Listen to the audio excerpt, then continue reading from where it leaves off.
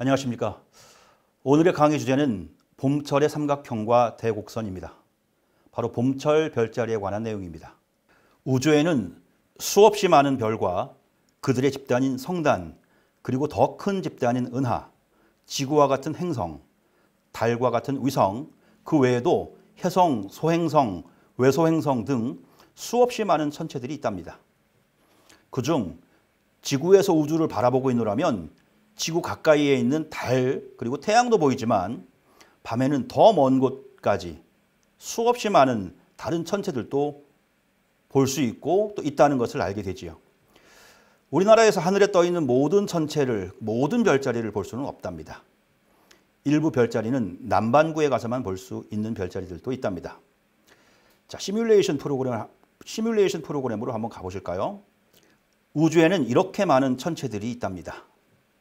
이 안에 여러분이 알고 있는 달도 있고 태양도 있고 별도 있고 별들의 집단인 성단이나 그보다 더 큰 은하들도 있습니다. 이런 걸 다 기억하기 어려우니까 사람들은 가까이에 있는 별들끼리 선을 긋기도 합니다. 와, 선을 그으니까 좀 멋있어졌나요? 그리고 88개, 88개의 별자리를 만들게 되었죠. 여러분들의 생일 별자리는 어떤 게 있을까요? 여러분들 생일 별자리 보이세요? 그리고 이런 별자리들을 기억하기 위해서 각각의 신화를 만들어내게 되었습니다. 자, 여기 큰 물뱀 자리도 있고 외불소 자리도 있고요. 작은 사자 자리, 처녀 자리 잔뜩 있습니다. 그런데 지구는 둥글고 땅 아래에 있는 별자리들은 볼 수가 없게 되어서 우리나라에서는 88개의 별자리 중에 약 50여 개만 볼 수 있습니다. 지금 땅 밑에 있는 것들은 안 보이죠. 나머지 별자리들은 지구의 남반구에 내려가야만 볼 수 있는 별자리들입니다. 자, 오늘은 봄철 별자리에 대해 공부해 보려고 합니다. 하늘에는 항상 똑같은 천체들이 떠 있지만 태양과 같은 방향에 있으면 태양이 너무 밝아서 그쪽 별자리들은 볼 수 없게 되는데요. 지구는 태양을 1년에 한 바퀴 공전하기 때문에 태양과 반대쪽에 있는 별들을 계절별로 만나게 됩니다. 화면에서 갓 없는 전기 스탠드가 태양 역할이고요. 회전 의자에 앉은 학생이 지구처럼 태양을 이렇게 쭉 도는 거예요. 자, 여름에는 태양과 반대 방향에 있는 백조 자리를 볼 수 있고요. 가을에는 태양과 반대 방향에 있는 페가수스 자리, 이렇게 계절별로 별자리를 우리가 볼 수 있게 되는 거죠. 화면에 보이는 별들은 2021년 4월 2일 밤 12시에 인천에 떠 있는 별들의 모습입니다.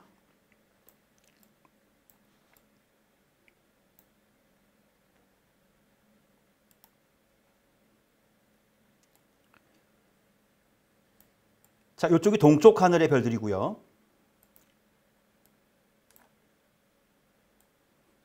이쪽이 남쪽 하늘의 별들입니다.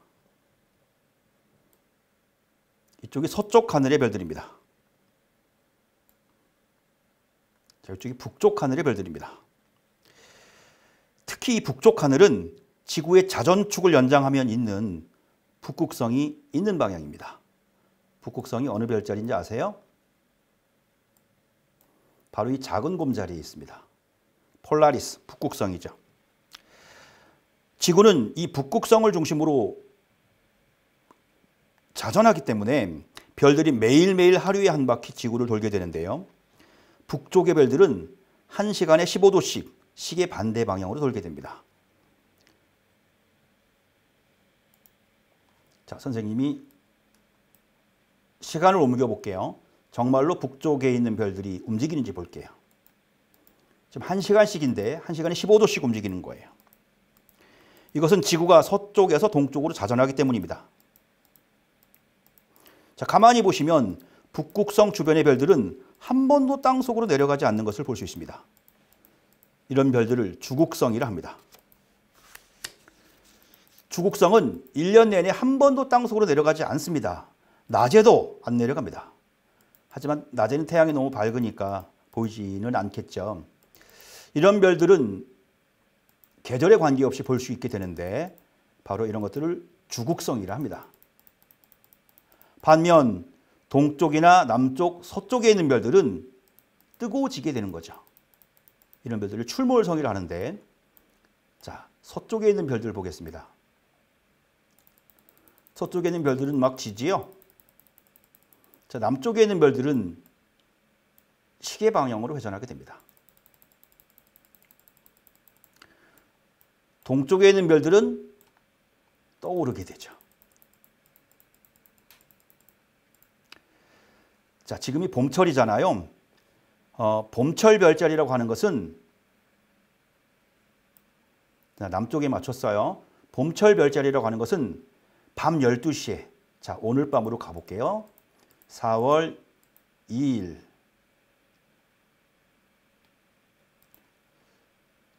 밤 12시에요. 4월 2일 남쪽 하늘에 보이는 별자리들이 그 계절의 별자리예요. 지금 봄철이니까 화면에 보이는 별자리들이 봄철 별자리들이랍니다. 자, 뭐가 눈에 들어오죠? 바로 화면 약간 왼쪽에, 약간 남동쪽에 목동 자리에 아크투루스가 보입니다. 그리고 그 바로 밑에 처녀 자리에 스피카가 보입니다. 그리고 바로 오른쪽에 사자 자리에 꼬리 부분, 자, 이 사자 자리의 꼬리 부분이죠. 데네볼라가 보입니다. 바로 봄철에 가장 잘 보이는 별자리인 목동 자리 아크투루스, 처녀 자리의 스피카, 사자 자리의 데네볼라, 이 세 별을 이으면 삼각형이 나타나게 되는데요. 바로 이것을 봄철 대삼각형이라 합니다. 아크투루스는 1등성보다 더 밝은 0등성입니다. 처녀자리 스피카는 1등성이고요. 사자자리 꼬리의 데네볼라는 약 2등성입니다. 오늘은 이런 별자리들에 대해서 공부해 보도록 하겠습니다. 자, 먼저 사자자리로 가보겠습니다.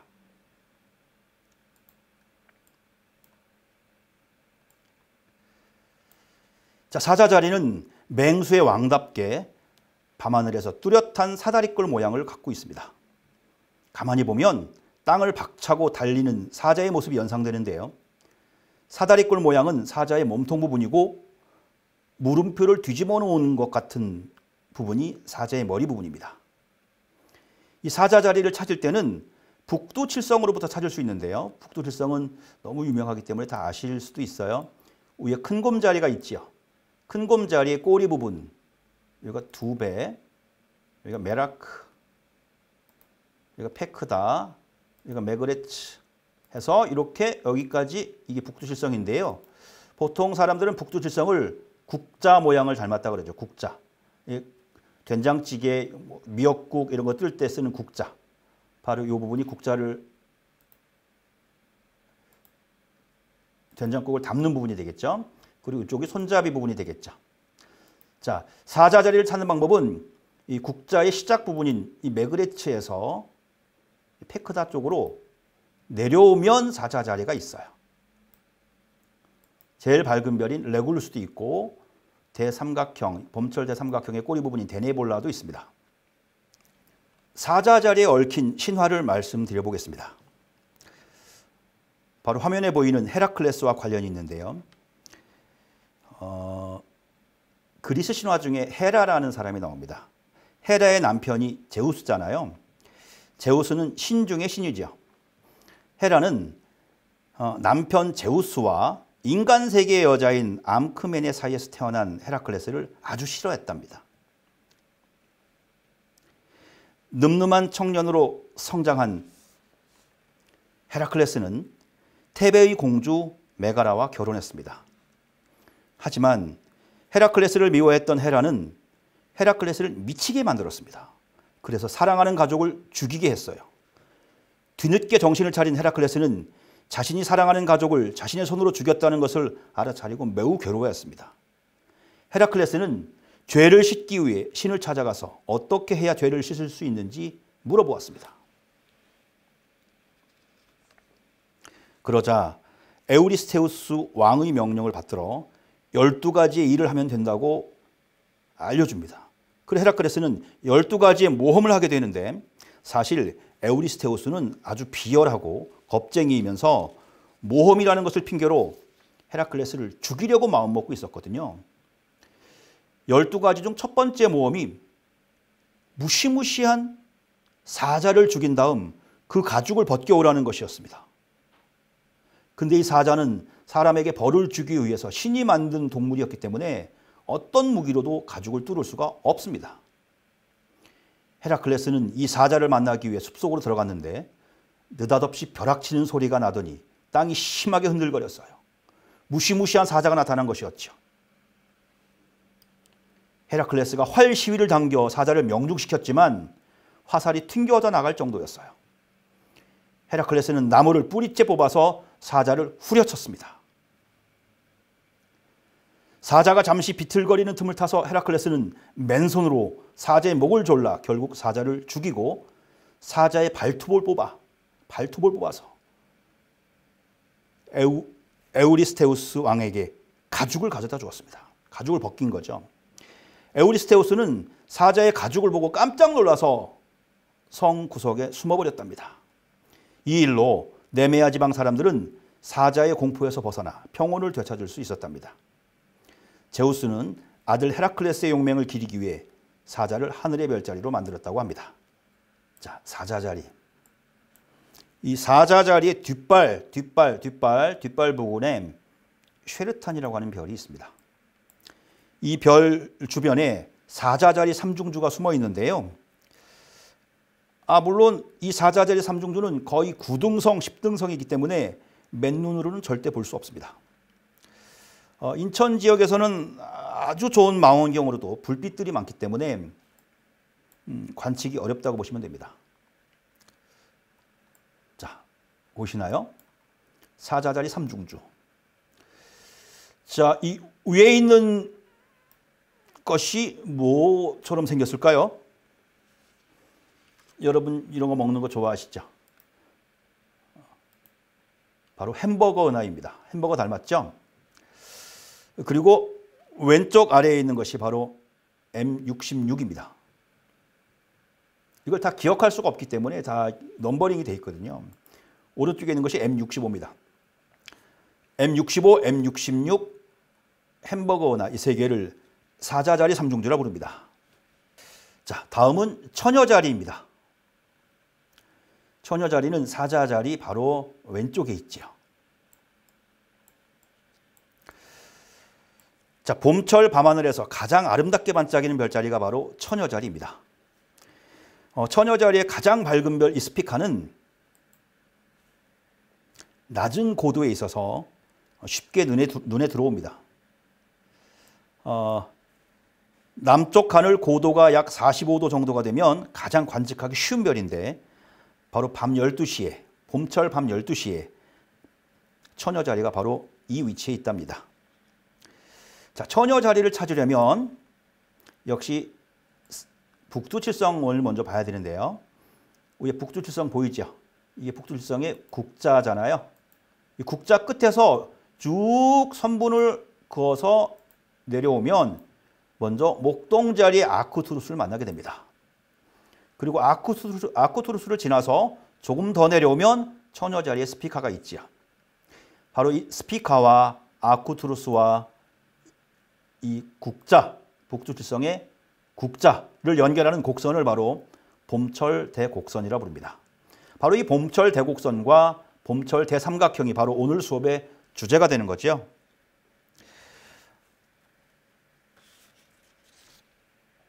여러분, 봄, 여름, 가을, 겨울, 사계절은 어떻게 만들어졌는지 아십니까? 물론 여러분 과학 시간에 배우셨다시피 지구가 약간 23.5도 기울어져서 태양을 공전하기 때문이지요.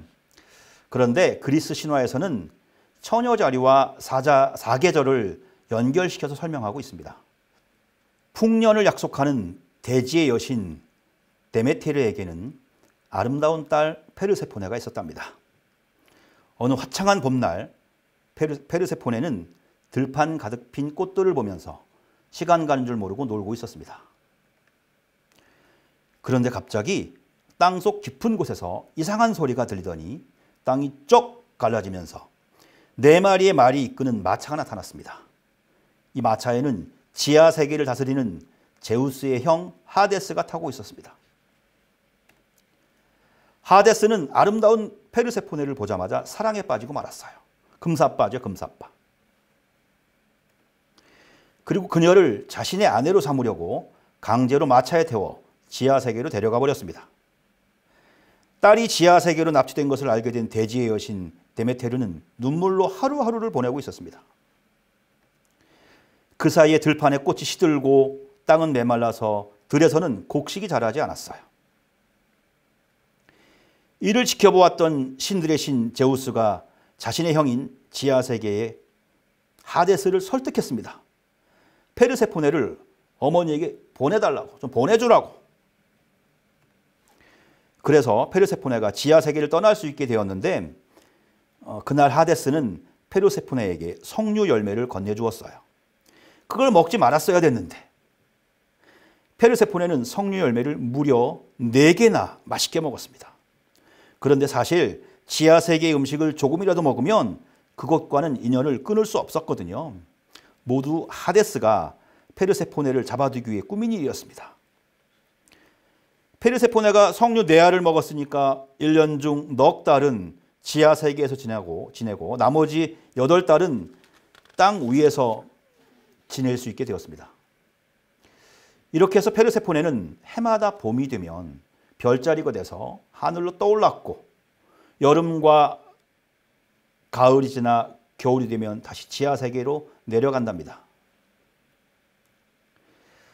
자, 엄마인 데메테르는 딸이 밤하늘에 나타나면 봄이겠죠. 봄철에 밤하늘에 나타나면 신나서 땅에 꽃을 피우고 열매를 맺게 했어요. 그러나 딸이 지하로 가면 다시 슬픔에 빠져서 대지를 돌보지 않았어요. 이때가 바로 온 땅이 꽁꽁 얼어붙는 겨울이랍니다. 이렇게 해서 1년 4계절이 만들어졌어요. 봄이 되면 동쪽 하늘로 떠오르는 처녀자리는 바로 지하세계에서 올라오는 페르세포네의 모습이랍니다. 이 처녀자리 주변에 있는 별들을 한번 보겠습니다. 처녀자리 주변에는 굉장히 많은 은하들이 숨어 있습니다.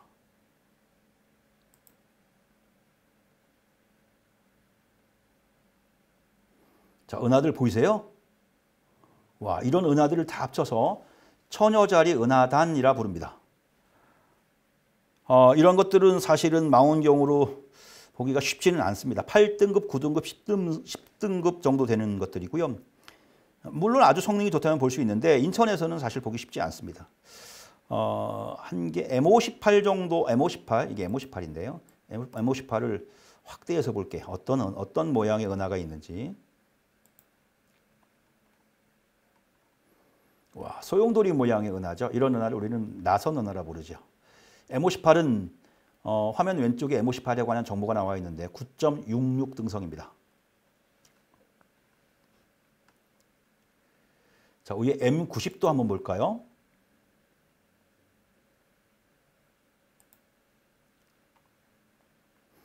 역시 소용돌이, 나선 은하죠. 자, 다음은 목동자리를 보도록 하겠습니다. 목동자리는 아쿠투루스가 있는 자, 이런 모양이죠.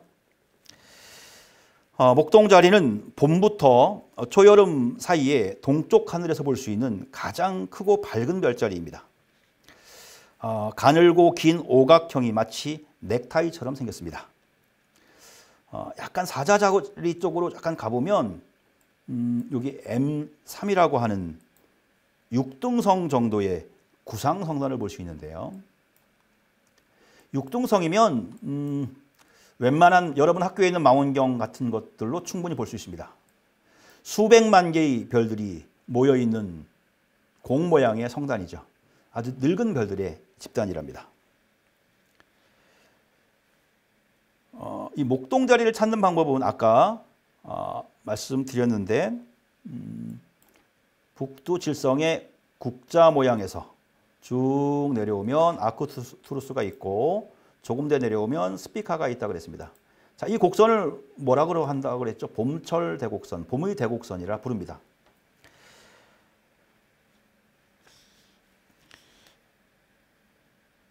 이 아크투루스가 목동자리는 아크투루스를 중심으로 북쪽 방향으로 오각형 모양을 하고 있는데요. 이 별자리에 그어진 선만으로는 사람이 이 안에 있을 거라고, 목동이라는 사람이 있을 거라고 상상하기 어렵습니다. 오히려 큰 도깨비 방망이 같은 모양을 하고 있지요. 자, 목동자리의 신화 이야기를 간단하게 해보겠습니다. 자, 거인 아틀라스가 잘못을 많이 해서 제우스가 영원히 하늘을 떠받칠 수 있도록 엄청난 벌을 내렸습니다. 얼마나 고통스럽겠어요. 하도 고통스럽고 힘들어서 메두사의 머리를 잘라 지나가던 페르세우스에게 차라리 메두사의 머리를 보여달라.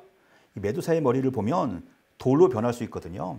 이 돌로 변하면 오히려 좀 덜 힘들지 않을까라는 생각으로 페르세우스에게 메두사의 머리를 좀 보여달라고 합니다. 결국에 페르세우스가 메두사의 머리를 아틀라스에게 보여주죠. 그 아틀라스가 돌로 변하게 됩니다. 아주 행복한 표정으로 돌로 변했다고 해요. 이런 끝까지 이 우주를 떠받치는 벌을 수행한 아틀라스를 제우스가 아주 높게 평가하는 거죠. 책임감이 엄청나구나 라고 평가해서 결국 제우스가 하늘의 별로 만들어줬다는 이야기가 있습니다. 페르세우스 별자리, 페르세우스는 봄철이 아니고 가을철 별자리이기 때문에 좀 찾아봐야 되는데요. 자, 찾았습니다. 이 오른쪽 위에 있는 것이 세페우스, 에티오피아의 왕이고 그의 부인이 바로 카시오페아이죠. 왕비이고 그의 딸이 안드로메다 공주인데 안드로메다 공주의 남편이 페르세우스죠. 자, 페르세우스 확대해 보겠습니다. 자, 페르세우스가 손에 잡고 있는 메두사의 머리 보이십니까?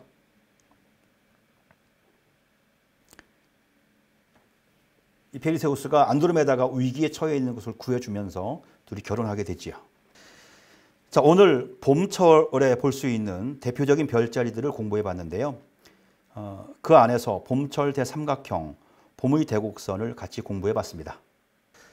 오늘 밤 혹시 날씨가 괜찮다면 잠시 밖에 나가서 봄철 대삼각형과 또는 봄의 대곡선이 보이는지 확인해 보시는 것도 좋을 것 같습니다. 감사합니다.